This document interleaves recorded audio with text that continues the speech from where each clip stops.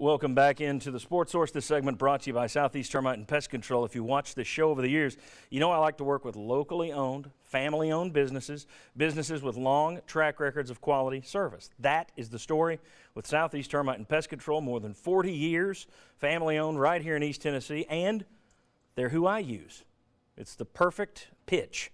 I trust these folks, I'm telling you, Southeast Termite and Pest Control. I trust this guy, too. We bring in Sterling Hinton, VFL quarterback. Voice a little bit gone. That's it's homecoming, baby, homecoming. All right. Yesterday, TV cameras caught Butch Jones at the end of the first half. Fans were booing the Vols' decision to kick a field goal. It appeared to many lip readers, including me, that he might have cursed in the fans' direction. I don't know what was being said on the headsets. For all I know, somebody said, the Russians have flown close to our planes again. Well, I don't know. Bomb them. Yeah, I assume that wasn't it. But here's the thing. A lot of people saying he cussed out the fans. No. He might have been frustrated cursing about the fans and got caught. That's different than walking to a podium in a press conference and saying blank the fans. Yeah. Totally different.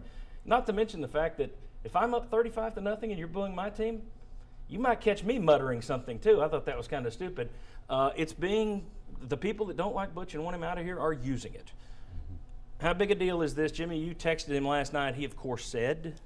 Well, I thought he needed to be asked directly, was it aimed at the fans? And he said, absolutely not. He said, you know how passionate I am about this play. So he said it was not aimed at the fans. He was frustrated about not getting a touchdown. He said that his offensive coordinator got an earful from him regarding not being able to get up enough plays to try to get a touchdown. So that's what he said in regard to that. People are saying he's too thin-skinned.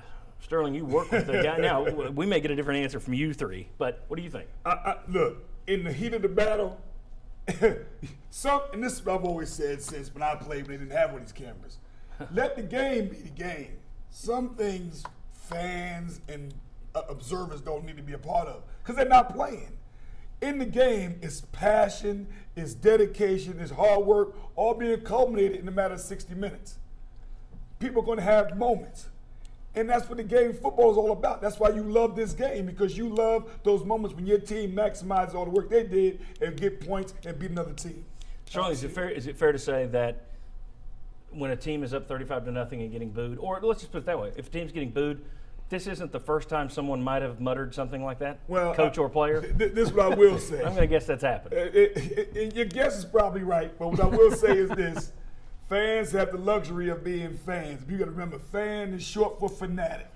Look at that definition. You understand what I'm saying? All right. Is he too thin-skinned, though? Totally different question. That may be a fair criticism. Do you think he's too thin-skinned? I don't think so. If anything, I think he's too responsive. I think Butch tries to please too many people. I mean, this is the guy that takes a suggestion on his show from Calhoun's to put Evan Berry on offense, and the next game, Evan Berry runs an end around. I think he tries too hard. I think he tries hard to please his players. I think he tries too hard to please the fans, and I think that's why he's stressed out. I think he needs to get a little bit more like Nick Saban, or a little more cutthroat, and not care as much about the fans. Well, isn't he entitled to be a little bit of thin skin? I mean, aren't we all a little bit when we get criticized? That's the point. That's the point. I keep going back to it. I mean, what are you supposed to have? Think back to like the baseball playoffs.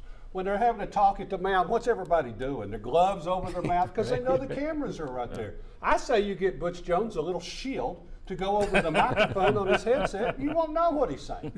Jimmy, it's one thing. He may have rabbit ears at times. I think he's a little. I think it's new to him at this level. I do. I mean, you didn't at Cincinnati. You're page 8 of the sports page. Yes. You're not. Yes. You got more media in Knoxville than probably any place in the SEC outside of Birmingham. I would bet there's more media, websites, radio, TV than anywhere else. So that's going to be normal.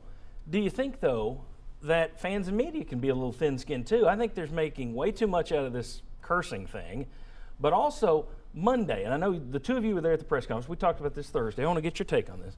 Monday, he simply said, he answered a couple of questions about Jalen Hurd, gave a statement, and then said no more questions about Jalen Hurd. The next guy immediately said, question about Jalen Hurd. And he said, I said I want to talk about that. Next question. Everybody went on like he was just rude and awful and terrible and a beast.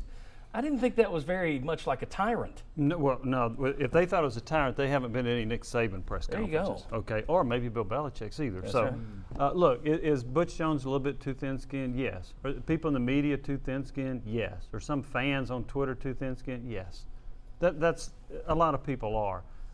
The thing you have to do from that position, though, as a head coach, is make sure that you don't call out fans, even if you want to.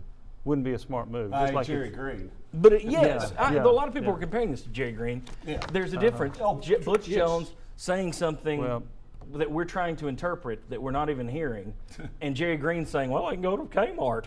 and rent a movie. Yeah. Yeah, if you don't like what Different- we're doing, don't come to the Well, ball and game. different what's thing. changed is everything's, social media, live video streams, things like that. I didn't think it was rude. I think it was par for the course.